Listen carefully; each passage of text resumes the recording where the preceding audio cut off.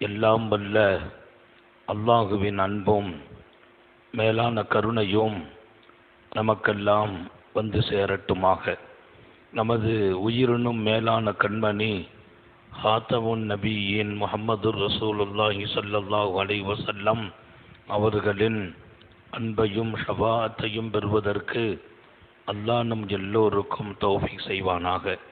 வல்ல ரஹ்மான் நமக்கும் நம்முடைய பெற்றோர், மனைவி, மக்கள், குடும்பத்தார் யாவருக்கும் உயிர் உள்ள வரையிலும் உடல் சுகத்தை நசீபாக்கி தருவானாக.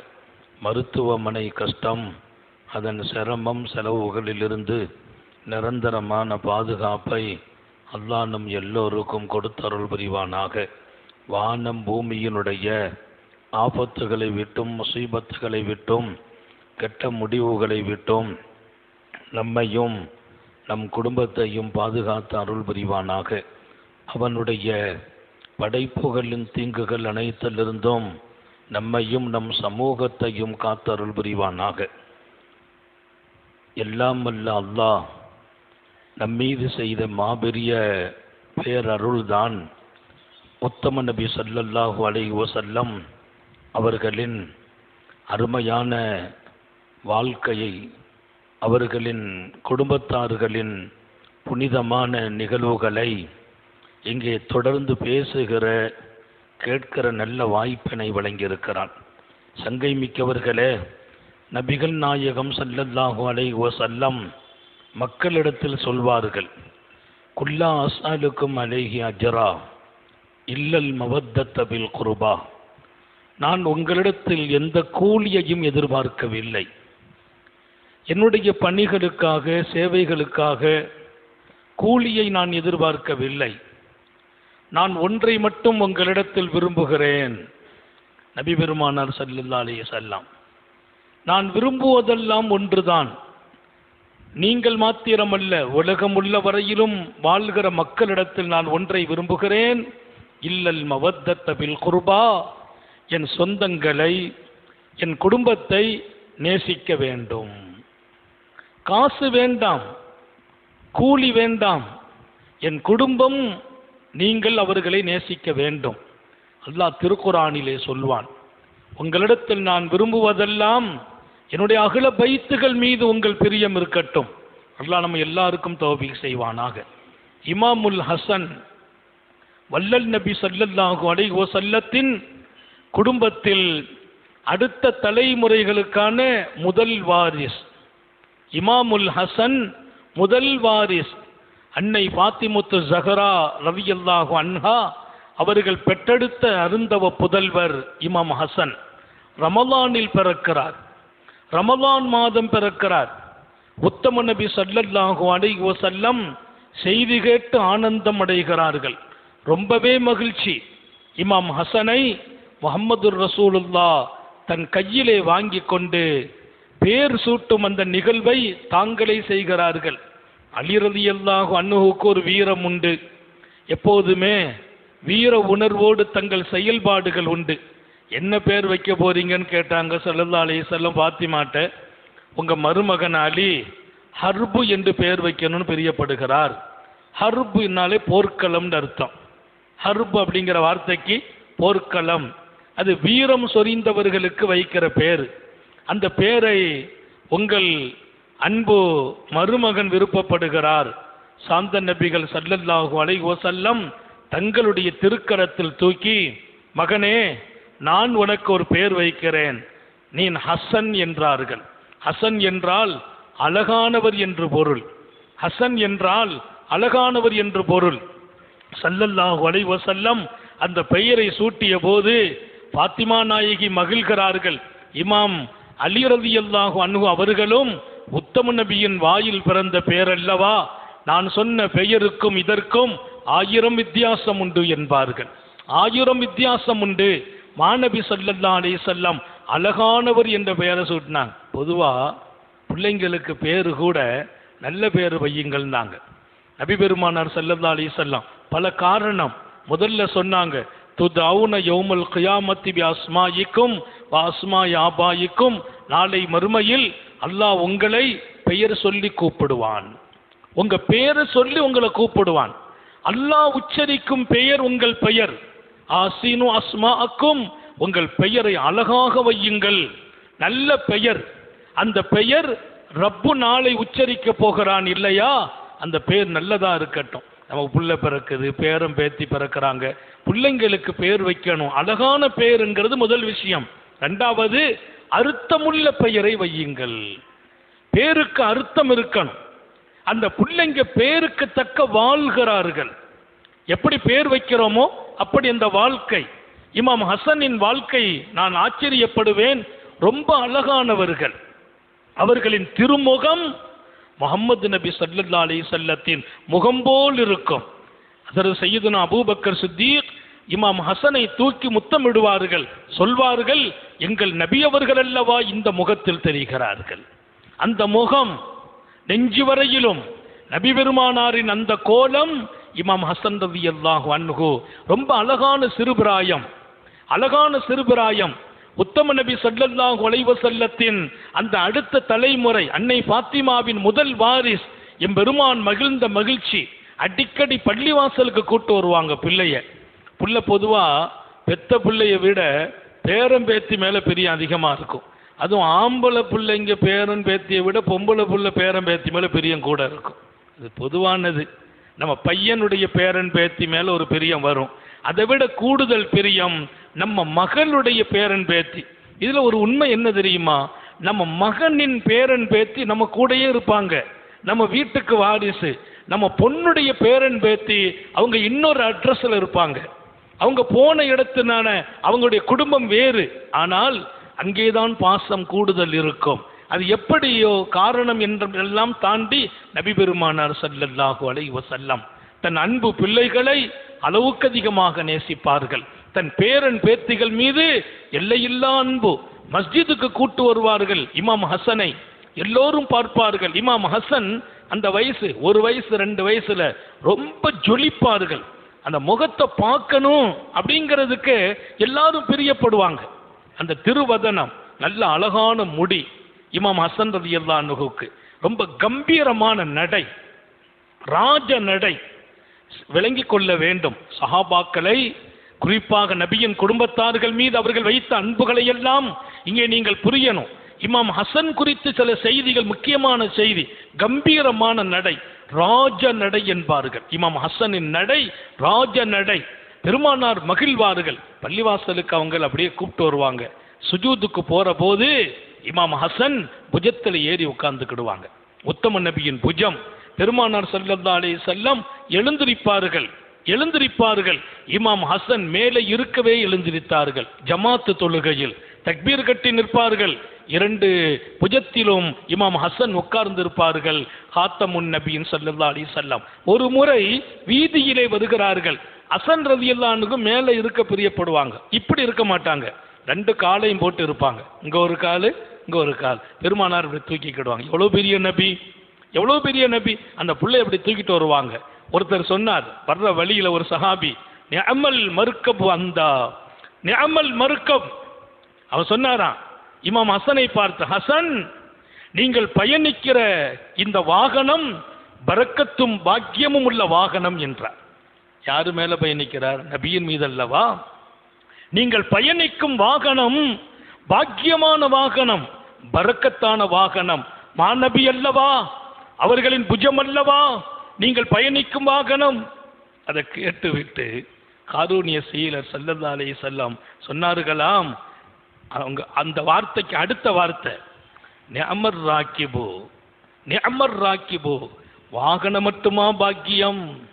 வாகனத்துக்கு மேல் பயணிக்கிறாரே அந்த பயணியும் பாக்கியமானவர் என்றார்களாம் ஸல்லல்லாஹு அலைஹி வஸல்லம். நான் பாக்கியம், என் பேரப்பிள்ளையும் பாக்கியமானவர். இந்த வாகனம் நல்ல வாகனம், வாகனத்தின் மீது இருப்பவரும் ரொம்ப நல்லவர் என்கிறார்கள். குழந்தையாக சிறுவராக இருக்கிற போது அன்னலார் மெய் சிலுக்க வைத்த வார்த்தை, தூக்கி வைத்துக் கொண்டார்கள் பிள்ளையை. ரப்பே அல்லாஹும்மா, குழந்தை கையில் இருக்கிறார் இமாம் ஹசன். அல்லாஹும்மா இன்னி உஹிப்புஹு, யா அல்லாஹ், இந்த என் மகனை, மகன்கிறது பேரன பேரன்லாம் சொல்றது இல்லை, என் மகன், என் மகனை நான் ரொம்பவே பிரியப்படுகிறேன். என் இதயத்தில் அவர் பிரியம் இருக்கிறது. ஓ வாஹிப்பா வாஹிப்பஹு, ரப்பே என் மகனை நீயும் பிரியப்படுவாயாக. நான் பிரியப்படுகிறேன், நீ பிரியப்படு. உன்னுடைய பிரியம் என் பேரனுக்கு கிடைக்க வேண்டும் என்று கையிலே தூக்கி வைத்த காரூணிய சீலர் முஹம்மது ரசூலுல்லாஹி ஸல்லல்லாஹு அலைஹி வஸல்லம் துஆ செய்வார்கள். மெம்பர் படியிலே நிற்கிறார்கள் பெருமானார், மெம்பர் படியிலே நிற்கிறார்கள்.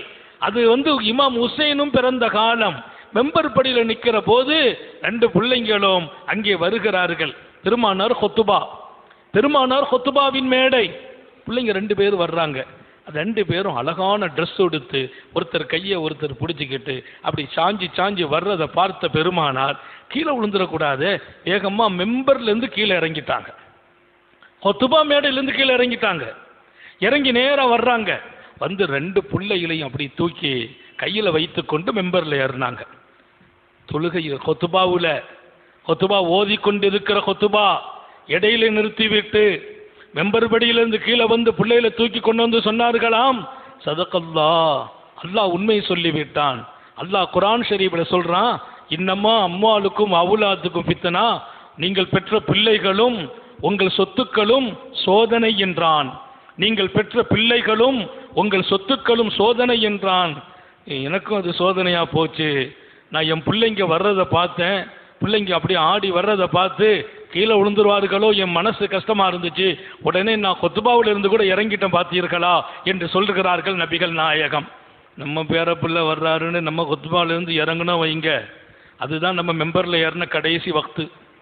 இனி மெம்பர்ல ஏறவே கூடாது இந்த சமுதாயம்.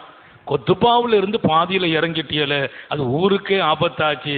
இனி பேசிமாம் பள்ளிவாசலுக்கு ஒப்பேறாது. நம்ம மெம்பர் படி அதான் கடைசி மெம்பர் படி. என்னைக்கு இடையில இறங்குறோமோ அன்னைக்கு உத்தம நபி இடையில இறங்குறார்கள். ஏன்? என் பேர பிள்ளைகள். அன்பு என்பது மிக பெரியது. உலகத்தின் முன்மாதிரி நபிகள் நாயகம் ஸல்லல்லாஹு அலைஹி வஸல்லம் எத்தனை பெரிய பாசத்தை தன் பிள்ளைகள் மீது வளர்க்கிறார்கள். இமாம் ஹசன் அழகாகுவார், ரொம்ப கம்பீரமாகுவார்.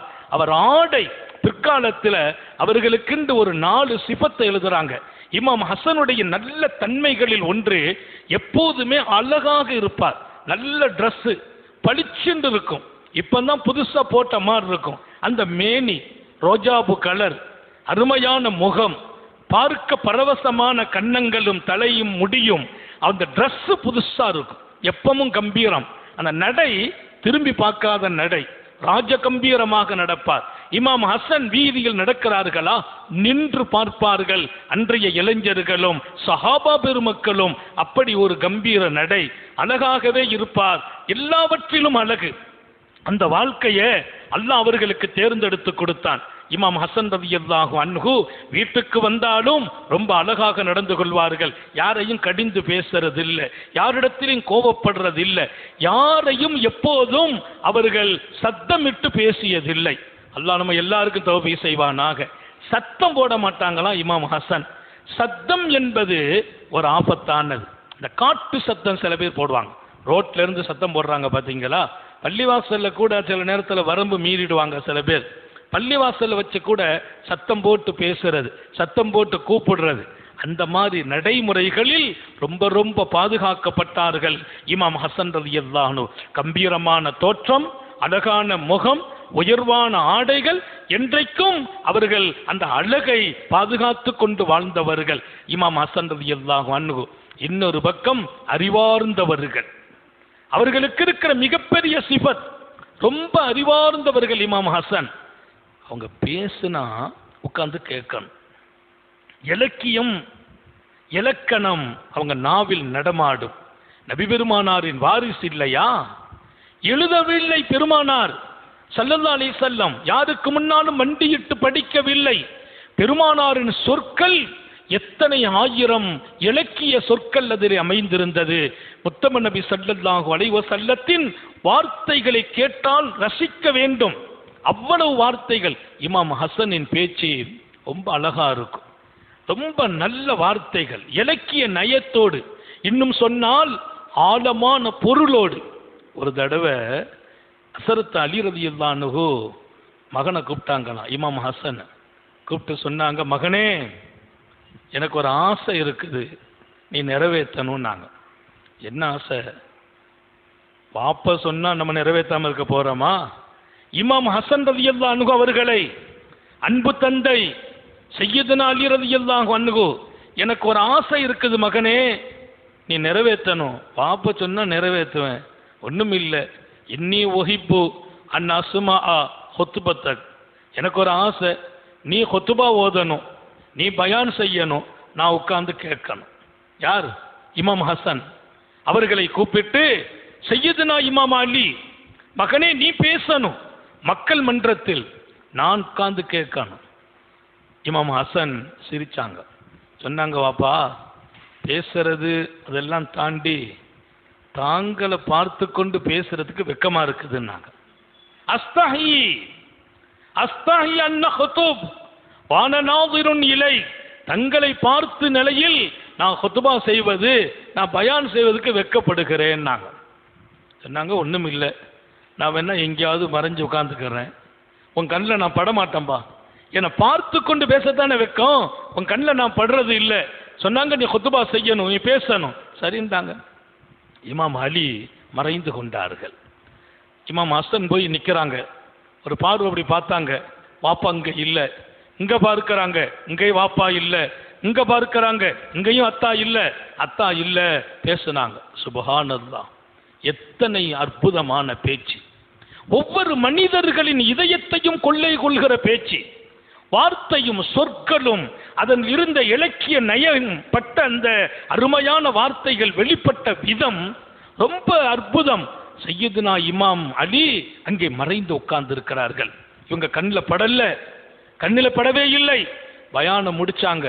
முடிச்சவுடன் இமாம் அலி ரலியல்லாஹு அன்ஹு எழுந்திருத்து வந்து தன் அன்பு மகன் ஹசனை கட்டி தழுவி கொண்டு சொன்னார்களாம், வாழ்த்து சொல்லி, ஃபஸீஹுன் பலீக், ஆழமான சொற்கள், இலக்கியமான வார்த்தைகள், ஆயிரம் ஆயிரம் இதயங்களை பக்குவப்படுத்தும் செய்திகள் மகனே, ஆயிரம் ஆயிரம் இதயங்களை பக்குவப்படுத்தும் செய்தி, ஆழமான செய்தி.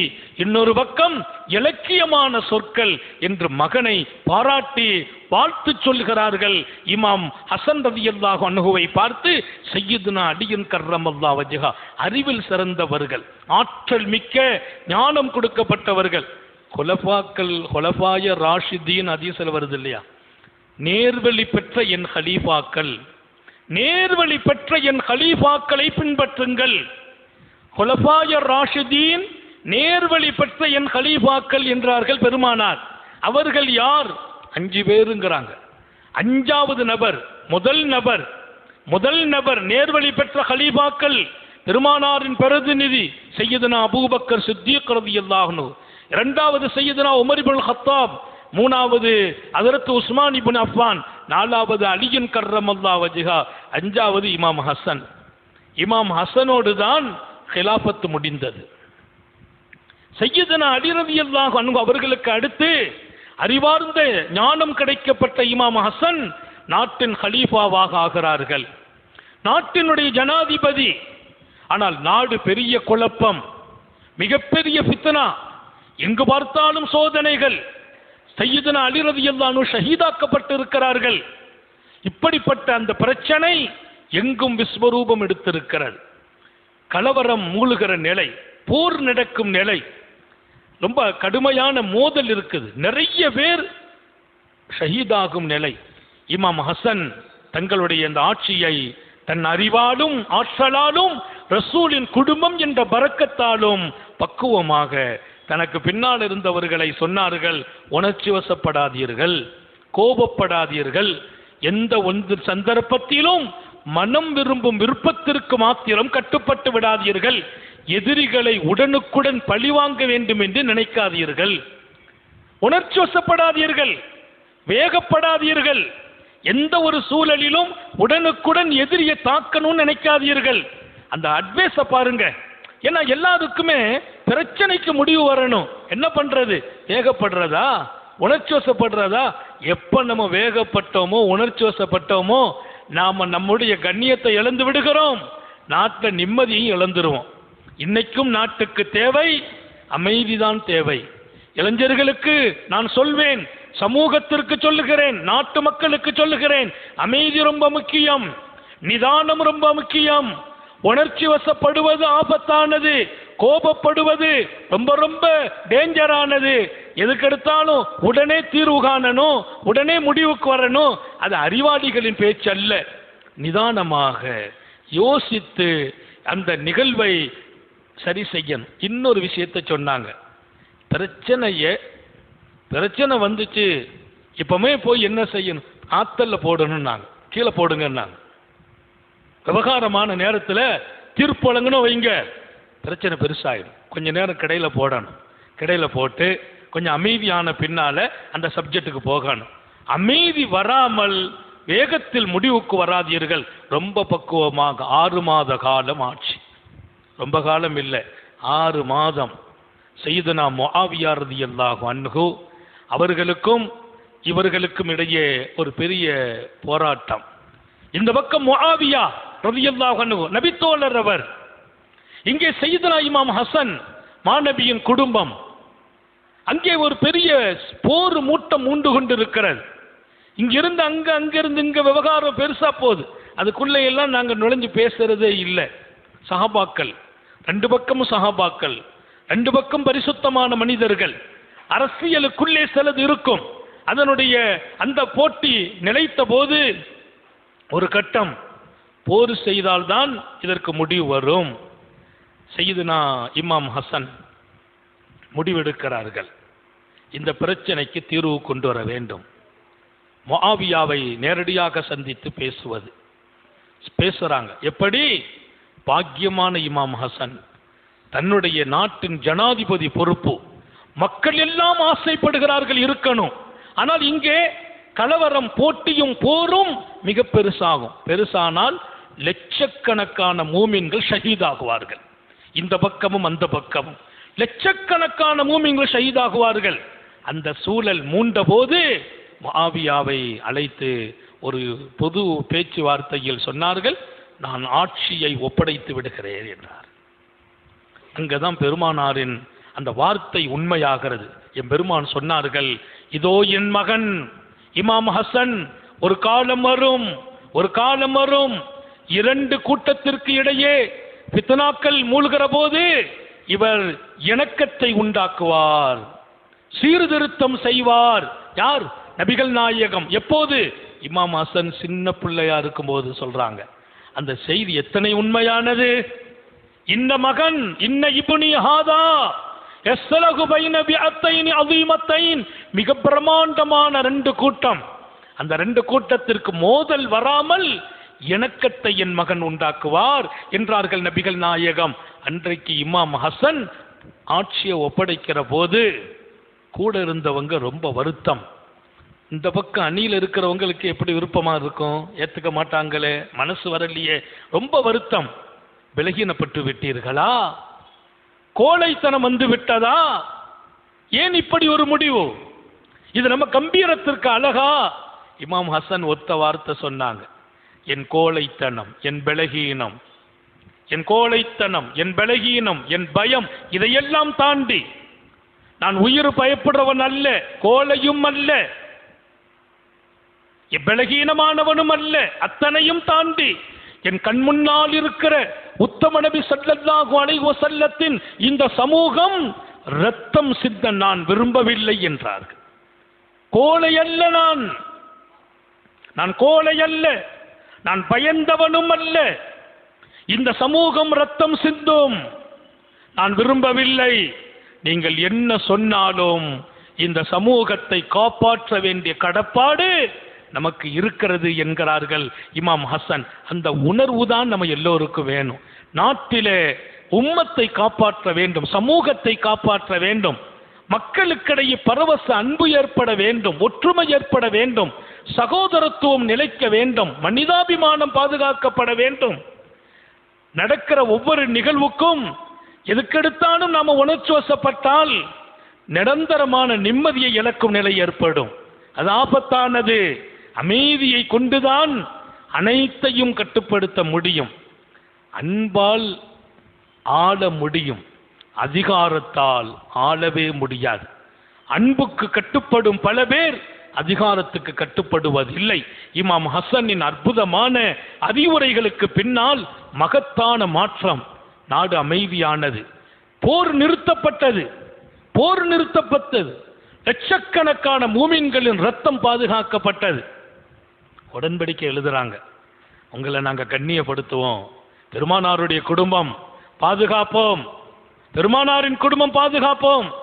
அதற்கு உமர் ரலியல்லாஹு காலத்தில் அன்பளிப்பு கொடுக்கிறது. பத்ர் சஹாபாக்களுக்கு வருஷத்துக்கு ஒரு கணக்கு வச்சிருந்தாங்க, 5000 வருஷத்துக்கு 5000 தீனார் கொடுத்துருவாங்க. சையதுனா உமர் இப்னு கத்தாப் அந்த கூட்டத்தில் இமாம் ஹசன் ஹுசைனுக்கும் கொடுத்தாங்க. ஹசன் ஹுசைனை ரலியல்லாஹு அன்ஹுமாவுக்கு வருஷம் ஒரு பெரிய அன்பளிப்பை கொடுப்பாங்க. நாட்டினுடைய பொருளாதாரத்தில் யாருக்கு பங்கீடு செய்ய வேண்டுமோ அவர்களுக்கு முதலிலே இமாம் ஹசனையும் ஹுசனையும் முற்படுத்துவாங்க. அப்துல்லா இப்னு உமர் ரலியல்லாஹு அன்ஹு அவர்களின் மகன் வந்து கேட்டாங்க, பாப்பா நான் ஒரே ஒரு கேள்வி மட்டும்தான் கேட்குறேன். எங்கள் வயசுக்கு ஒத்தவங்க தான் இமாம் ஹசனும் ஹுசைனும், அவங்களோட நான் கொஞ்சம் வயசில் கூடின ஆளும் கூட. இன்னொரு பக்கம் நான் ஹிஜ்ரத்து செய்த சஹாபாக்களின் இடத்தில் இருக்கிறேன். அவங்க ஹிஜ்ரத்து செய்யலை, மதீனால தானே பிறக்கிறாங்க. நான் ஹிஜ்ரத்து செய்தவன், எனக்கு அவங்களை விட குறைவா தருவீர்களே, அவங்களை விட கம்மி அன்பளிப்பை கொடுக்கிறீர்கள். இமாம் ஹசனுக்கும் ஹுசைனுக்கும் ரலியல்லாஹு அன்ஹுமா எனக்கு கம்மியாக தருகிறீர்கள், அவர்களை முற்படுத்துகிறீர்கள், என்னை பிற்படுத்துகிறீர்கள், நான் தங்களின் மகன். சொன்னாங்க, உனக்கு என்ன வந்து விட்டது? லா உம்மலக், உன் தாய் இல்லாமல் போகட்டும், உன் தாய் இல்லாமல் போகட்டும். என்ன பேசுகிறாய் நீ மகனே? உன் தாய் இல்லாமல் போகட்டும், என்ன பேசுகிறாய்? யாரு தெரியுமா?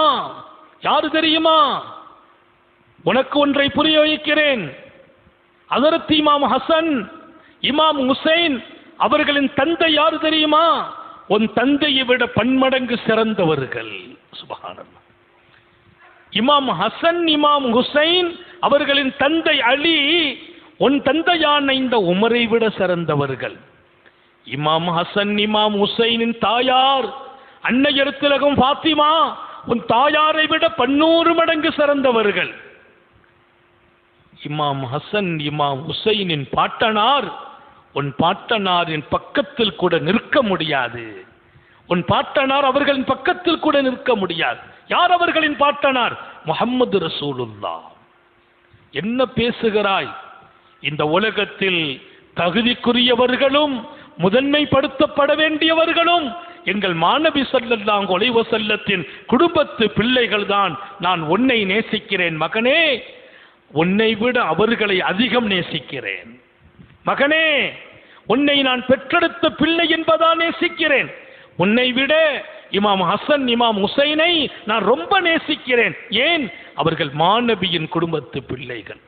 எல்லாம் அல்ல அல்லாஹ் அந்த உணர்வையும் நேசத்தையும் நமக்கு நசீபாக்குவானாக. ஒப்பந்தமானது முஆவியாவோடு. எங்கள் தாய்மார்களுக்கும் நான் சொல்லுகிறேன், அந்த பாரம்பரியமான குடும்பம் எப்போதெல்லாம் ஃபாத்திமா நாயகி நினைத்து பார்க்கிறோமோ அப்போதெல்லாம் இமாம் ஹசன், இமாம் ஹுசைனை நினைத்து பார்க்க வேண்டும். அந்த பெருமக்கள் தான் இந்த தீனின் சோலைகளின் புஷ்பங்கள். இதை மணக்கச் செய்தவர்கள், இதை மலர வைத்தவர்கள், இதன் அலங்காரங்கள் அந்த பெருமக்கள், இதன் அழகு அவர்கள். இங்கே முஆவியாவோடு ஒப்பந்தம் முடிஞ்சு போச்சு. ஒரு பெரிய குழப்பத்தை தடுத்துட்டாங்க. நபி ஸல்லல்லாஹு அலைஹி வஸல்லம் வார்த்தை ஹயாத்தாச்சு. நபி சொல்ல வார்த்தை. இங்கே ஒரு பெரிய குழப்பம் தடுக்கப்பட்டுச்சா இல்லையா? ஒப்பந்தத்தில் வருஷத்திற்கு 1,00,000 திர்ஹம் சையதுனா இமாம் ஹசன் அவர்களுக்கு கொடுக்க வேண்டும். ஒப்பந்தம் எழுதப்பட்டது. 1,00,000 அது வரும், அன்பளிப்பு வரும். ஒரு வருஷம் வரல, டைம் கடந்து போயிட்டு முஆவியா ரலியல்லாஹு அன்ஹு அனுப்பி வைக்கல. நேரம் வச்சு இன்னொரு நாள் ஆச்சு, ஒரு நாள் ஆச்சு, 2 நாள் ஆச்சு, நாள் கடந்து போது வரல. தேவை இருக்க சையதுனா இமாம் ஹசன் முடிவு எடுக்கிறாங்க. அவங்க மறந்திருக்கலாம். நினைவூட்டி ஒரு கடிதம், வரவேண்டிய அன்பளிப்பின் காலம் கடந்து போகிறதே என்று ஒரு கடிதம் எழுதுவோம் என்று நினைத்து எழுதுகோலை எடுத்து பேப்பரை எழுதலாம். இரவுல எழுதுவோம். தஹஜ்ஜத்தை முடிச்சுட்டு தலைமாட்டில் பேப்பரையும் பேனாவையும் வைத்து கொண்டு இமாம் ஹசன் ரலியல்லாஹு அன்ஹு படுக்கிறார்கள். தேவை இருக்கிறது, வரவேண்டிய அன்பளிப்புக்கு கடிதம். தூக்கத்தில் உத்தம நபிகள் ஸல்லல்லாஹு அலைஹி வஸல்லம் காட்சி அளிக்கிறார்கள். நபி ஸல்லல்லாஹு அலைஹி வஸல்லம் தன் பிள்ளைகளோடு வாழ்ந்த காலத்திலும் இருக்கிறார்கள், மரணித்த காலத்திலும் இருக்கிறார்கள். இமாம் ஹசன் ஹுசைனின் அடுத்த தலைமுறைகளிலும் பெருமானார் தேவை வரும்போதெல்லாம் காட்சி அளிக்கிறார்கள். இமாம் ஹசன் ரலியல்லாஹு அன்ஹு கனவிலே காட்சி அளித்து கேட்டார்களாம், அத்தகுதுப் இலா மக்லூகின் ஹாஜத்திக், மகனே எங்கே கடிதம்? கேள்வியை பாருங்க. மகனே எங்கே கடிதம்? யாருக்கு எழுத போகிறாய்? யாருக்கு எழுத போகிறாய்? இலா மக்லூக், அல்லாவின் படைப்புகளில் ஒருவருக்கா எழுத போகிறாய்? மாவியா யார்? அவர் ஒரு படைப்பு. படைப்புக்கு எழுதுகிறாயா கடிதம்? உன் தேவை கிடைப்பதற்கு படைப்புக்கா கடிதம்? வேண்டாம் மகனே, கடிதம் ஹாலிக்கு இருக்கட்டும் என்றார்கள். தேவையை ஹாலிக்கிடத்தில் கொடு. அவங்க சொந்த தேவையை போய் கேட்கல, சட்டப்படி கொடுக்கப்பட வேண்டிய தொகை அது, நாட்டினுடைய தீர்மானிப்பு அது, நாடாளுமன்றத்தில் எடுக்கப்பட்ட முடிவுகளில் ஒரு முடிவு. இந்த தொகை அவர்களுக்கு வழங்கப்பட வேண்டும். யாரிடத்திலும் தேவையானவர்கள் இல்லை. எம்பெருமான் நினைவூட்டுவதற்காக கடிதம் எழுத முற்பட்ட போது எங்கே கடிதம்? யாருக்கு கடிதம்? ஒரு படைப்படத்திலா? படைத்தவன் இருக்கிறான் மகனே என்று சொல்லி மறைஞ்சிட்டாங்க. ஹஜ்ஜத்துக்கு எழுந்திருச்சு இமாம் ஹசன் மெய்செலுத்து போகிறார்கள். ரொம்ப யோசிக்கிறாங்க. சுப்ஹானல்லாஹ், எவ்வளவு பெரிய விஷயம். பேனாவையும் பேப்பரையும் தூக்கி ஓரமா வச்சுட்டாங்க. ஏன்? உத்தம நபி ஸல்லல்லாஹு அலைஹி வஸல்லம் வழிகாட்டுதல். இமாம் ஹசனை குறித்து சொன்னேன், அழகானவர்கள், கம்பீரமானவர்கள், எப்போதுமே ராஜ நடை உடையவர்கள், கௌரவமானவர்கள், ரொம்ப கௌரவம். யாரிடத்திலும் தன் தேவையை சொன்னதில்லை, பிரச்சனையை சொன்னதில்லை. இதற்கெல்லாம் மேலால் ஹஜ்ரத் இமாம் ஹசன் அறிவார்ந்தவர்கள், மிகச்சிறந்த அறிவாளி, ஆற்றல் மிக்க சொற்களுக்கு சொந்தமானவர்கள். இப்போ கடிதம் எழுதல, வச்சுட்டாங்க. காலையில சுபுகு தொழுதுட்டு உட்கார்ந்து இருக்கிறாங்க.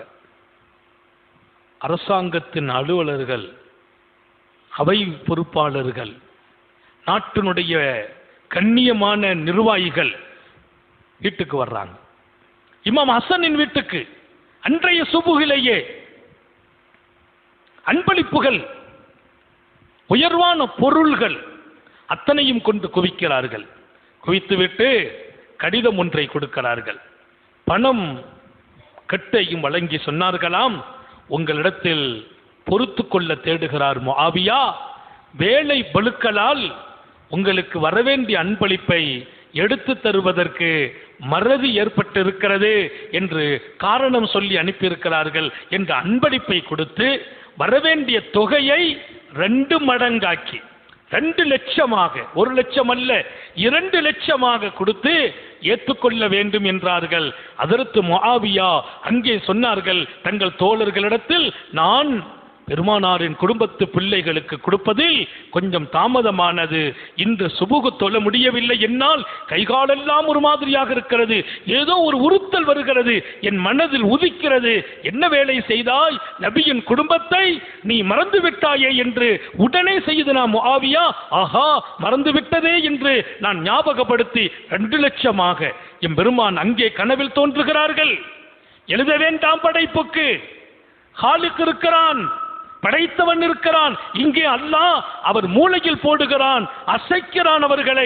ஆஹா தவறு நடந்து விட்டதே, அன்றைக்கே உணர வைத்தான் அல்லாஹ். ஞாபகம் வையுங்கள், பிரச்சனை வரும்போதெல்லாம், தேவை வரும்போதெல்லாம் ஒரு படைப்பை நாடாதீர்கள். அண்ணனோ தம்பியோ, நண்பனோ உறவோ, அவர் ஒரு படைப்பு. படைப்பால் ஒரு படைப்புக்கு என்ன செய்ய முடியும்? படைத்தவனை நாடுங்கள், படைத்தவனை நாடுங்கள். அவன் வானத்தை திறந்து போட மாட்டான், ஒரு படைப்பை அவன் அனுப்பி வைப்பான்.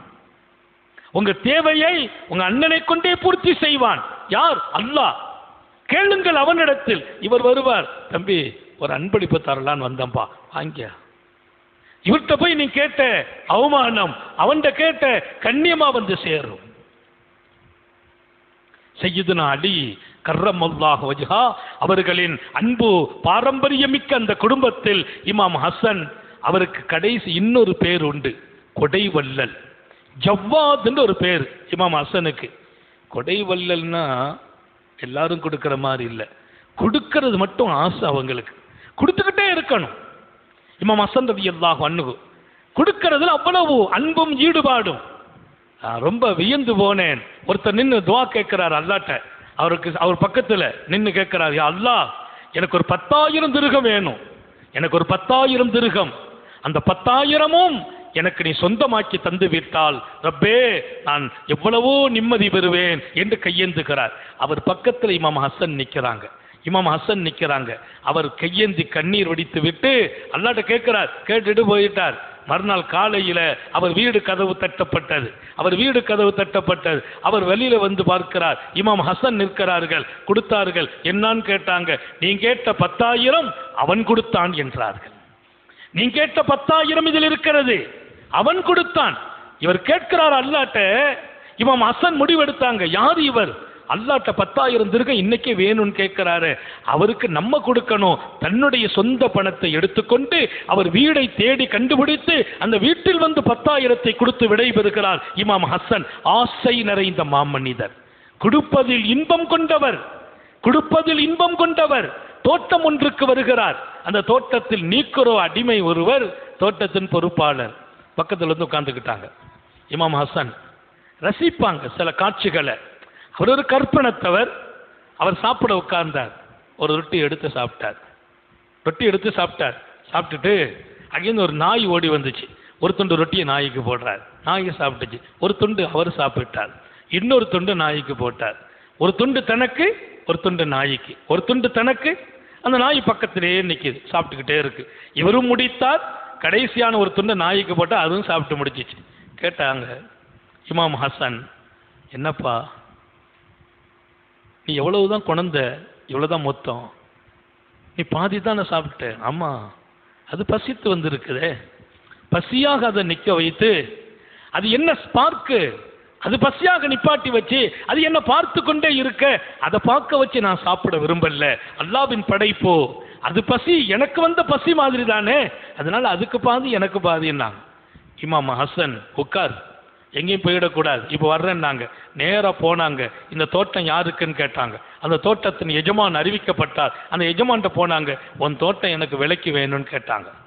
பெரிய கொடைவள்ளல் மாத்திரம் அல்ல, மிகப்பெரிய பணக்காரர் அவர் இமாம் ஹசன். பணம் நினைத்த போதெல்லாம் அல்லாஹ் குவித்தான். அந்த தோட்டத்தை வாங்குறாங்க.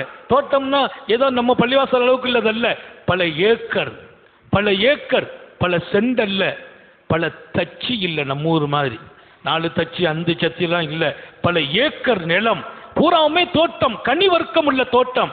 அந்த தோட்டத்தை விலைக்கு வாங்கினாங்க. கேட்டாங்க, அந்த அடிமை தோட்டத்தில் வேலை பார்க்குறாரு, அவருக்கு உள்ள அமௌண்ட்டையும் சொல்லுங்க, அதையும் தந்துடுறேன். அந்த அடிமையும் காசு கொடுத்து வாங்கினாங்க. வந்து நேராக வந்தாங்க. தம்பி, அப்பா, இந்த மாதிரி மனசு படைச்ச பிள்ளைங்கெல்லாம் நாட்டுக்கு தேவை. இந்த மாதிரி மனசு, நான் பசிக்கிற மாதிரி நாயும் பசிச்சிச்சு, நான் சாப்பிடணும், நானும் சாப்பிடணும். அல்லாஹ்வுடைய படைப்புகள்ல மனுஷன் பசியா இருக்கவே இன்னொருவன் அதை பார்க்காமல் சாப்பிடுகிறான். ஒரு நாய் பசியா இருக்க கூடாதுன்னு நினைக்கிறியே, நான் பிடி, உனக்கு ஒரு கிஃப்ட் அல்லாஹ் கொடுக்கறான். இந்த தோட்டத்துல ஒன்ன நான் விலைக்கு வாங்கிட்டம்பா, நீ உரிமை என்றார்கள். அல்ஹம்துலில்லாஹ், எனக்கு உரிமையா? இனி நான் வேலைக்காரன் இல்லையா? இனி நான் அடிமை இல்லையா? இல்லை, நீ சுதந்திரமானவன், உரிமை. அவர் சந்தோஷப்பட்டு கையை பிடிச்சு முத்தமிட்டார். நில்லுப்பா, நீ சுதந்திரமாயி உரிமையாயி எங்க போவ? இதே தோட்டத்தின் முதலாளி நீ என்றார். அவர் கண்ணீர் வடித்தார். ஒன்றும் இல்லை, தோட்டத்தின் முதலாளியை சந்தித்து தோட்டத்தை எனக்கு பேரில் ஆக்கிவிட்டேன், என் பேரில் இருக்கும் தோட்டத்தை உனக்கு அன்பளிப்பா கொடுத்துட்டேன். அவர் சொன்னார், என்ன அன்பளிப்பு? பெருமானாரின் குடும்பம் அதை நிஜமாக்கி கொண்டே இருக்கிறீர்களே. நபியின் குடும்பம் என்ற அந்த நிகழ்வை உறுதிப்படுத்திக் கொண்டே இருக்க. தோட்டத்தையும் கொடுக்கிறார்கள். இமாம் ஹசன் தோட்டத்தையின் உரிமையாளரை, அந்த அடிமையை சொந்தமாக்கி அவரை உரிமை வாங்கி அவர் கையில் தோட்டத்தை கொடுக்குறாங்க. அவர்களைப் போல் ஒரு குடைவள்ளல் இல்லை. இபாதத்து அமல் என்று வரும்போது நீண்ட நேரம் நின்று தொழுவாங்க. அவங்களுக்கு ஒரு பழக்கம் இருந்துச்சு. ராத்திரி ஒது செய்துட்டு போய் உட்காந்துருவாங்க. உட்காந்துட்டா சூரத்துல் கஹ்ஃப ஓதுவாங்க. கஹ்ஃப ஓதி முடிச்சுட்டு தான் தூங்குவாங்க. எப்போ ஓதுவாங்க? தினமும் ஓதுவாங்க. இமாம் ஹசனுடைய ஒரு அழகான வழிமுறை, அதை பின்பற்றி நிறைய பேர் ஓதுனாங்க. சூரத்துல் கஹ்ஃப ஓதுனா முசீபத்து வராது, பித்தனா வராது, குழப்பம் வராது. இன்னொரு பக்கம் தஜ்ஜால் கூட தீங்கு செய்ய முடியாது அப்படின்னு ஒரு பழக்கம் இருக்குது. சூரத்துல் கஹ்ஃபுக்கு பரக்கத்து. ராத்திரி படுக்கிறதுக்கு முன்னால சூரத்துல் கஹ்ஃப ஓதிட்டு தான் படுப்பாங்க. கிட்டத்தட்ட 1/2 ஜுஸு இருக்குது சூரத்துல் கஹ்ஃப். ஓதிட்டு அதுக்கு பின்னால படுக்கிற அழகான நடைமுறை.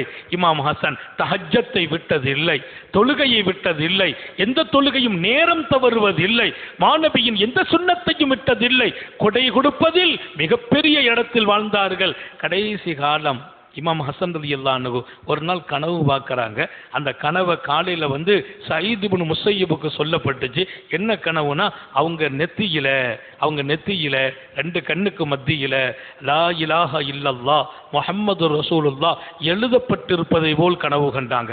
லா இலாஹ இல்லல்லாஹ் முஹம்மது ரசூலுல்லாஹ் நெற்றியிலே எழுதப்பட்டிருப்பதை போல் கனவு கண்டுவிட்டு இன்னொரு செய்தி அதே கனவிலே பார்க்கிறார்கள். குல் ஹுவல்லாஹு அஹத் அல்லாஹு ஸமத் லம் யலித் வலம் யூலத் வலம் யகுல் லஹு குஃபுவன் அஹத். அந்த ஆயத்தை, அந்த சூராவை இங்கே எழுதப்பட்டிருக்கிறது நெத்தியிலே 2 கண்ணுக்கு மத்தியில். அந்த சூரா எழுதப்பட்டதை பார்த்து செய்தி வெளியில தெரியுது. சயீத் இப்னு முஸையிப் சொன்னாங்க, யார்ட்டையும் சொல்ல வேண்டாம், ரொம்ப மனசெல்லாம் வருத்தமா இருக்குது, இமாம் ஹசன் நம்மை விட்டும் போகிறார்கள், அவர்களின் மௌத்தின் அடையாளம் என்றார்கள்.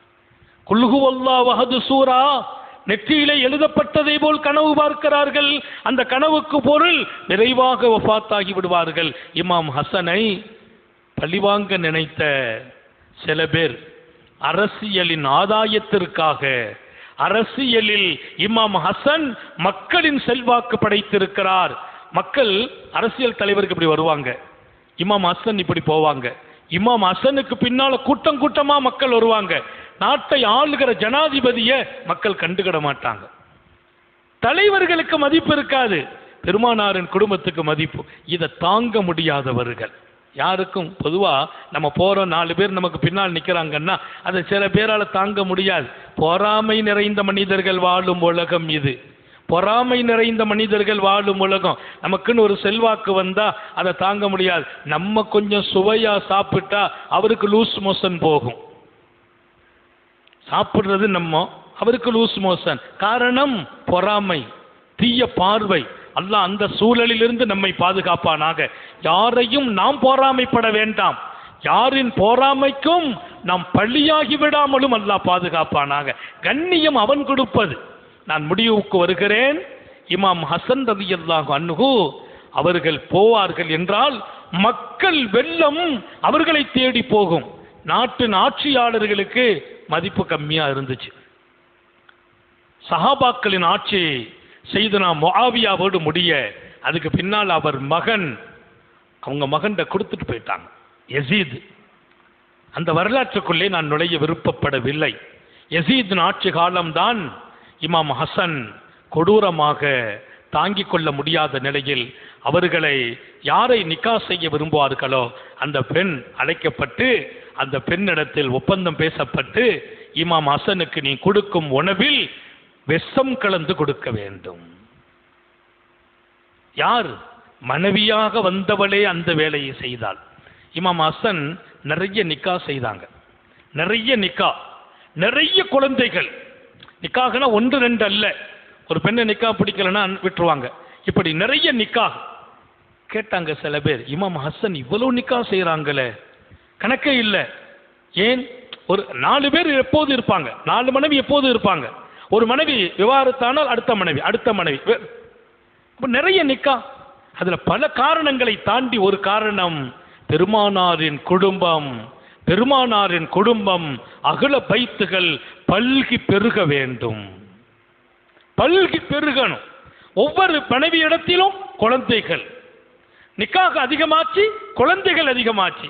நெர்மக்கள் எழுதுறாங்க, இமாம் ஹசன் இவ்வளவு நிக்கா செய்தாங்கன்னு பார்க்காதீங்க, அவர்களின் உணர்வுக்குள்ளே இப்படி ஒரு தன்மை, மாணவியின் அகல பைத்துகள் பல்க வேண்டும், பெருக வேண்டும். அல்லாஹ் பரக்கத் செய்தான். நஞ்சு கொடுத்தாங்க, கொடுத்துக்கிட்டே இருக்காங்க, மயக்கமாச்சு. ஒரு நாள் டாக்டர் வந்து பார்க்கிறார், கையை பிடிச்சு பார்த்துட்டு சொன்னாங்களாம், ரொம்ப ஆபத்தானது, இன்று விஷம் கொடுக்கப்பட்டவர்கள் அல்ல, பல நாட்களாக விஷம் தொடர்ந்து கொடுக்கப்பட்டு உடம்பின் பாகங்கள், உள்பாகங்கள் அனைத்தும் கட்டாகிவிட்டது என்றார். உள்ள பூரா எரிஞ்சு போச்சு. இன்றல்ல விஷம், தினமும் பல நாட்கள் அவர்களின் உணவிலே விஷம் வைக்கப்பட்டிருக்கிறது. எப்படிப்பட்ட இடம்! இமாம் ஹசன் ஷஹீதாகிறார்கள். விஷத்தினுடைய அந்த கொடுமையான தாக்குதலால் சின்ன வயசு, ரொம்ப குறைவான காலத்தில் 40 வயசை தொட்ட காலம்தான் என்றும் சில பேர் எழுதுவார்கள். குறைந்த வயதில் இமாம் ஹசன் ரலியல்லாஹு அன்ஹு இந்த மண்ணிலிருந்து ஷஹீதாகிறார்கள். எல்லாம் வல்ல அல்லாஹ் பாக்கியமான இந்த குடும்பம், அவர்களுக்குள்ளே இருந்த அந்த வணக்கம், தியானம், சதகா, விசாலமான உள்ளம், கொடைத்தன்மை, கொடுக்கிறதிலேயே இன்பம், இதைவிட மேலாக கம்பீரம், கண்ணியம், ராஜநடை, வாழ்க்கையில சோதனை தோன்றிடக்கூடாது.